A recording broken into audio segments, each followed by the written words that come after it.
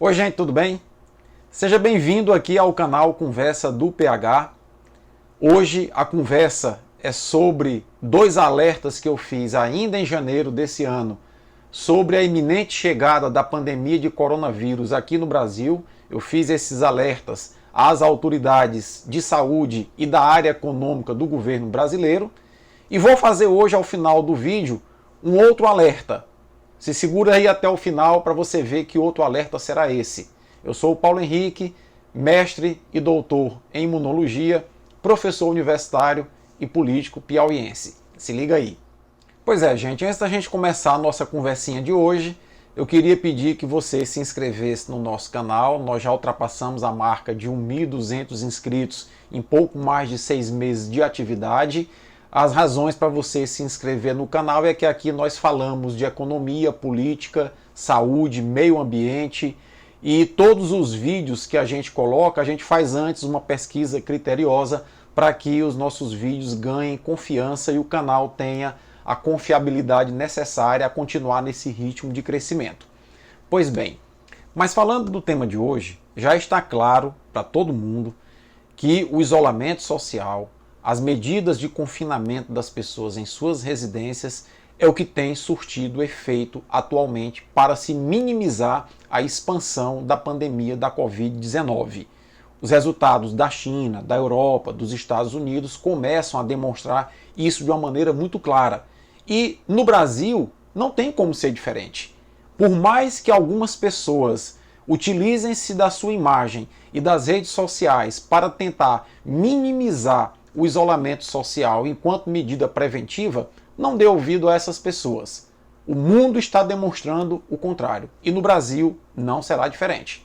Todos os países onde a epidemia, já transformada em pandemia, chegou, ela cresceu rapidamente e gerou colapso no sistema de saúde. As pessoas sem atendimento, retornando para suas casas, terminou aumentando bastante a mortalidade, principalmente dos grupos de riscos, e aí uma atenção especial para os nossos idosos. O mundo também tem demonstrado que essas medidas de isolamento social e confinamento trazem sim impactos para a economia, mas aí os governos do mundo inteiro estão aprovando leis, aumentando sua capacidade de endividamento para ampliar a rede de proteção social, principalmente aos segmentos mais vulneráveis desses países. Recentemente, ontem, os Estados Unidos aprovaram um pacote de 2 trilhões de dólares para melhorar a perspectiva de proteção social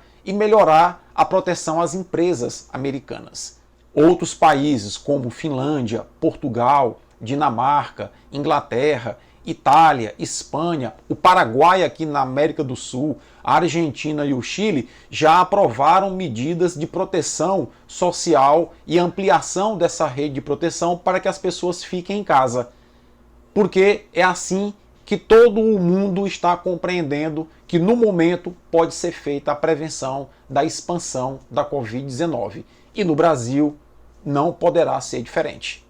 E aí eu quero lembrar a vocês que no dia 26 e no dia 28 de janeiro, eu fiz 2 alertas aqui no canal dirigidos às autoridades de saúde e às autoridades da área econômica, alertando para a necessidade da elaboração e implementação urgente de planos de contingenciamento, tanto na saúde como na economia, para se prevenir da chegada da Covid-19 ao Brasil. O Brasil, nesse aspecto, foi privilegiado.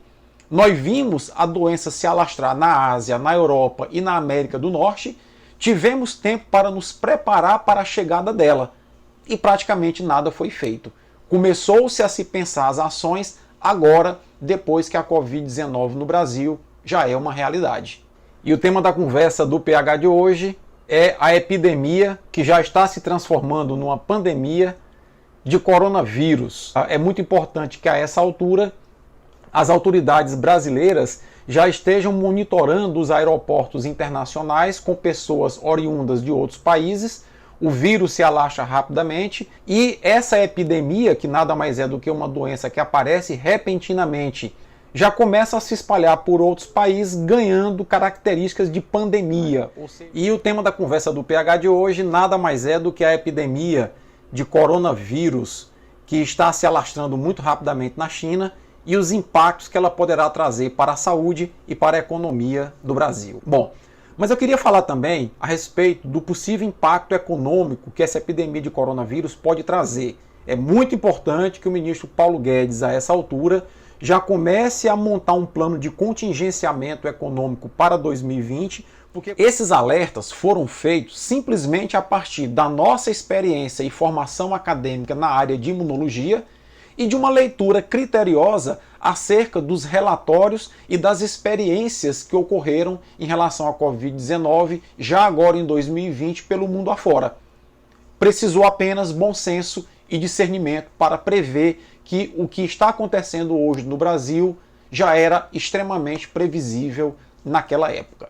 Então eu penso que agora a prioridade deva ser a preservação de vidas, porque passado o momento da pandemia, as vidas preservadas irão tratar de recuperar a economia do país. Já as vidas, se forem perdidas, não haverá mais como recuperá-las. Então, nesse momento, é imperioso que o Ministério da Economia, que é comandado pelo ministro Paulo Guedes, adote medidas urgentes no sentido de ampliar a rede de proteção às pessoas, principalmente as mais vulneráveis. Eu lembro que a mortalidade na Itália e na Espanha é bastante elevada, mas se você analisar, a Itália e a Espanha têm uma rede de saneamento melhor que a do Brasil, têm condições de moradia para a população melhores que a do Brasil e apresentam uma renda média das pessoas bem maior que a do Brasil. Ou seja, nesse aspecto, o cenário aqui no Brasil parece muito mais tenebroso do que o que está acontecendo na Itália e na Espanha. É preciso, portanto, agir urgentemente em relação a esse sentido.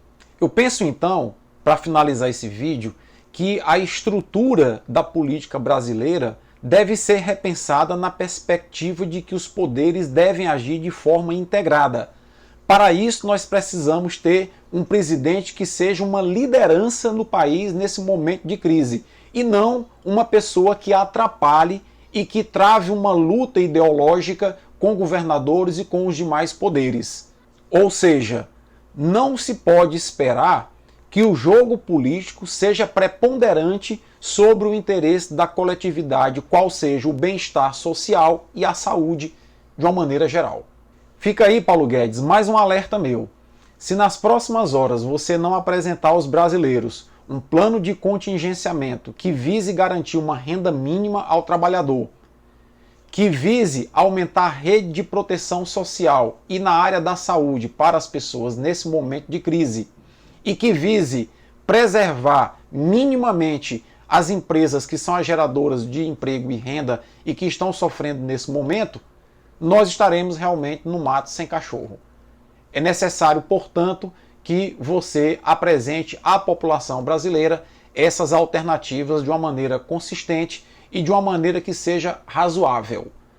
Da mesma forma, é necessário que o ministro Mandetta apresente também um plano mais eficaz em relação ao controle da epidemia que vai começar a crescer, vai começar a entrar agora no seu pico de crescimento nesses meses de abril e maio. Eu tenho fé que nós iremos atravessar esse período de turbulência e iremos sair mais fortalecidos disso. No entanto, é necessário que o governo também faça a sua parte, porque a população já compreendeu o que deve ser feito. Forte abraço a todos e até a próxima.